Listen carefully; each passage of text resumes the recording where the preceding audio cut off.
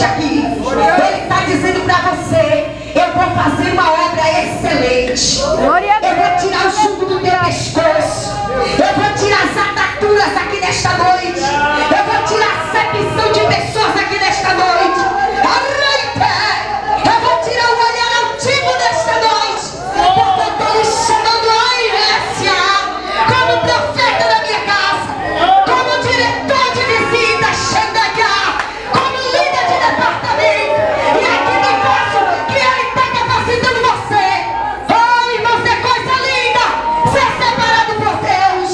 Glória a Deus, aleluia, Jesus. Quando o pastor separa uma coisa, quando a líder de missão separa uma coisa, mas quando Deus separa você para um negócio, é Deus muito maravilhoso, aleluia. já desceu, Deus já falou. E diz: Deus, aleluia. Chegou a tua vez, vaso. Chegou a tua vez, vaso. Deus Vamos ficar de pé. aleluia. Chegou a tua vez, vaso.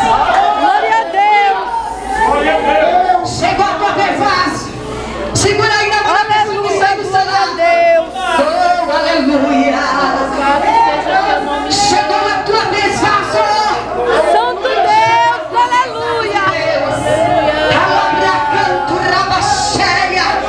Existem vasos nesta noite aqui que foi separado pelo seu Criador, e Ele não abre mão daquilo que Ele tem na sua vida.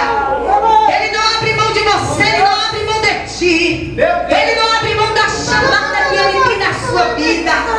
Foi Ele próprio, com a mão dele, Ele escolheu. Glória a E Ele Deus, disse: tu aleluia. és minha. Tu és minha.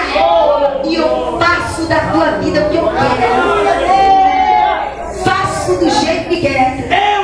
Trabalho da minha forma sobre este vaso. Hoje Ele manda lhe dizer: eu estou renovando.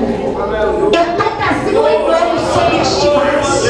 Um renovo interno, um renovo em particular. O ato intercalamandéria.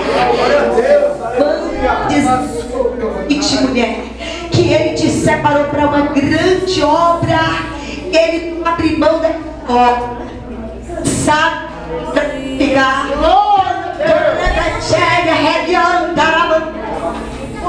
Dentro da sua casa, em qualquer lugar onde você estiver, vai estar sempre ficando esta grande obra.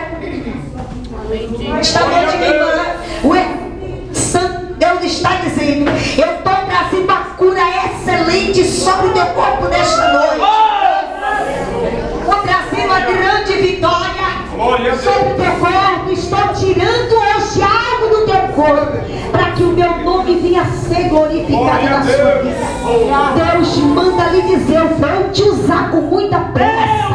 Muitos não têm dado nada